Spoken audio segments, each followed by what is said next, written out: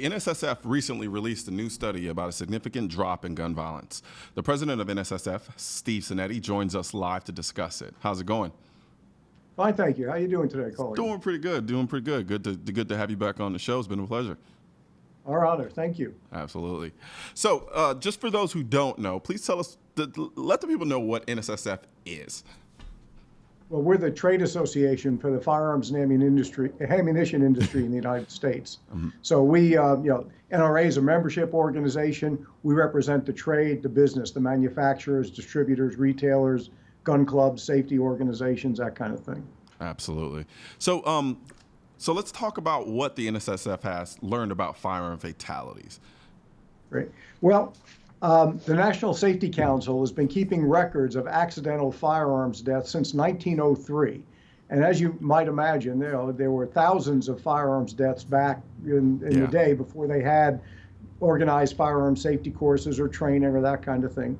But whatever the reason, firearms deaths have dropped dramatically since that time. And the National Safety Council just released its 2017 report of accidental fatalities in the United States from all causes. And there were about 176,000 fatal deaths from all causes in the United States in 2015. Only 489 were firearms deaths.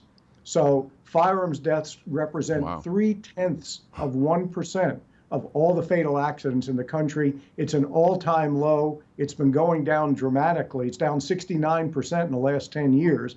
And it's now one of the lowest, if not the lowest cause, if you want to call it a cause, of accidental death in the United States. You know, it's interesting because, you know, the way the other side colors it, they love to give the half-truths. You know, and I always used to say, but I say, you know, someone else has said this, but in every deception, there's a little ounce of truth in it as well. And so they would usually just give the figure and throw it out there. And when you don't have things in context, you know, like you said, when you compare it to the numbers we had before to where they are now, it's a marked decrease. Well, not only that, when you consider the 2015, which is the latest year the accident statistics are available, that was the second highest firearm sales year ever. So now you've got over 300 million firearms in circulation by about 100 million Americans in half the homes in the country. And yet we are about the lowest involvement in accidental fatalities. So firearms in the main are being handled safely by their users.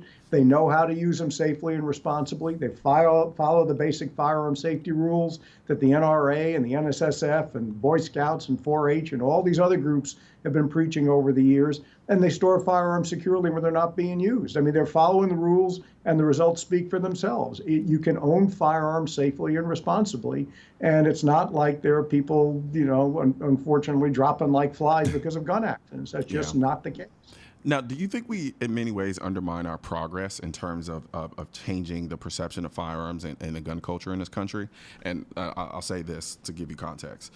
So when I look at that and I look at those numbers and the way things are changing, if you take into account the number of guns that are increasing daily, but then we're still seeing a drop in the number of fatal accidents with firearms, that tells me something. That tells me that, you know, people are learning. We are doing a good job in terms of getting the message out there so that people understand how to handle firearms safely. And so from that perspective, I think in a lot of times I don't know if we give ourselves enough credit in that sense because we're so hyper-focused and rightfully so in dealing with the misinformation that's being put out there and the agenda that's being pushed from the other side that I think sometimes we don't, in more ways than none, kind of give ourselves a little pat on the back about the progress we have made with respect to that. Yeah, well, you know, again, if you look at the overall number of deaths that involve firearms, 2/3 of them are suicides. They have nothing to do with people called gun violence. The anti-gun lobby loves to lump everything together and make it seem as though there's thousands of children dying in gun accidents. The actual number of pre-adolescent children that are involved in fatal gun accidents every year is less than 50. Now, that's a horrible number. It should be a lot lower than that. There's no reason for any of that. But you got to keep it in context. I mean, you know, there are, I'm just looking at some quick statistics here, 37,000 people die from accidental poisonings every year. Jesus, and 37,000 people die from car accidents every year. Guns are involved in a tiny little fraction of that. And even with homicides, the violence involving firearms in intentional homicides, even that's going down. Yeah. So, the news generally is good. And we've just started an anti-suicide prevention program to try to help cut that number as best we can. Now, that's a whole nother ball game and a whole nother cause and Yeah. an issue. But As firearm safety, we know how to prevent accidents. People know how to follow the rules of firearm safety, and it's working. no, and I know you said it's a whole different animal when we talk about the suicide component, but I think it's incredibly important because it speaks to the way we tend to look at dealing with issues versus the other side. There's a kind of a holistic approach in many ways when we talk about having to deal with these issues. When we look at suicides, we don't think, oh, let's just ban the guns and then suicide rate will go down. No, let's deal with the inherent issue. And then from there, you'll start to see a market decrease. Same thing with accidental firearm fatalities. The anti-gunners love to lump everything together and call it gun violence, and they say they're gun safety organizations. But we know better than that. The NRA is a gun safety organization. Yep. The NSSF is a gun safety organization.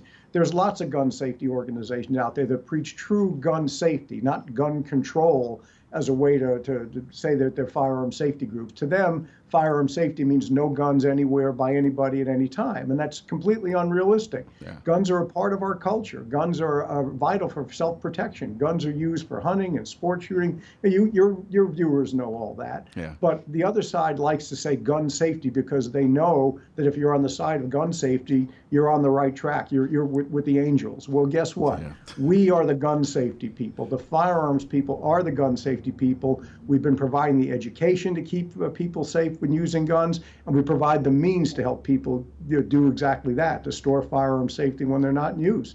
There's gun safes, there's lock boxes, there's all sorts of things people can use depending on their individual circumstances when guns aren't actually being used, whether for hunting or for self-defense.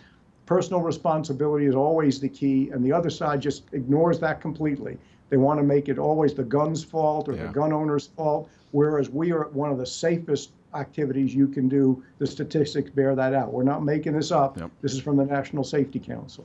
No, you're absolutely right. What I find incredibly moronic about the other side is they it's borderline genius in a way. They've taken the idea of taking the experts, which is us, and just qualifying us as in a way by saying, don't trust anything they say over there because they're just taking all the stuff that they know and using it to trick you into believing something that's not true. Believe us who don't know near as much as they do about firearms, and we have all the answers because firearm safety, a lot of people don't realize, is an elusive obvious. How many times have we put a gun in someone's hand and the first thing you want to do is put their finger on the trigger? Firearm safety seems obvious when you put it in pretty little pamphlets and talk about getting rid of guns because we're the safety organization, that they're not.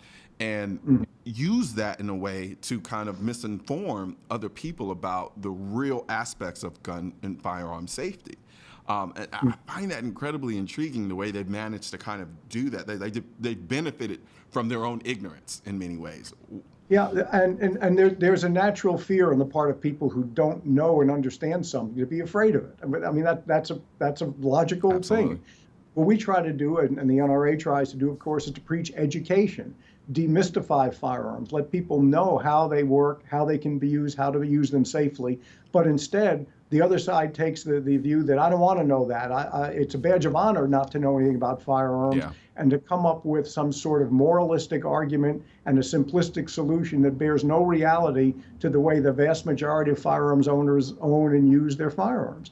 So, they say, well, we're for gun safety, meaning no guns. Pretty much. Well, that's not safety. That's it's delusion. That's a pie in the sky thing. It's not going to happen.